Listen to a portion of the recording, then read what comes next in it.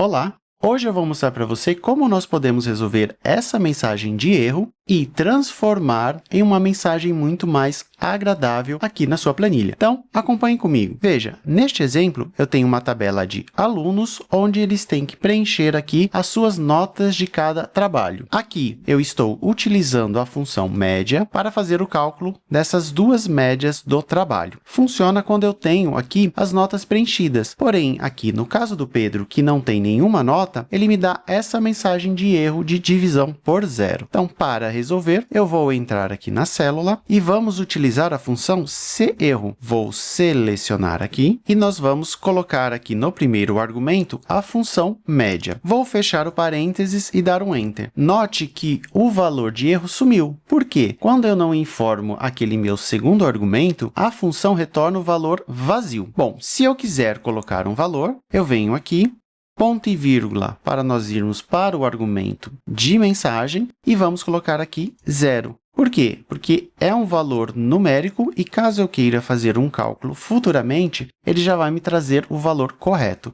Vou dar um Enter e pronto. Agora, toda vez que tiver uma mensagem de erro, ela vai ser substituída pelo valor 0. Aqui eu vou replicar para as linhas de baixo e para a linha de cima e pronto. E quando o Pedro vier e colocar a sua nota de trabalho, ele vai fazer o cálculo normalmente. Bom, agora vamos para esse outro exemplo. Aqui, se você observar, ele não está dando o erro de divisão por zero. Por quê? Porque neste campo, eu tenho a informação de traço. E traço é um texto. Então, por isso que ele está dando essa mensagem de erro. Inclusive, aqui olha, está falando que ele espera um valor numérico, mas está sendo informado o valor de traço. Eu vou colocar 0 só para você ver que aqui também nós temos o erro de divisão. Então, vamos utilizar a função serro para corrigir esses dois problemas. Vou colocar aqui, como valor, vou colocar o meu cálculo de divisão. E aqui eu vou colocar entre aspas duplas. Por quê? Porque eu quero que ele me exiba uma outra mensagem.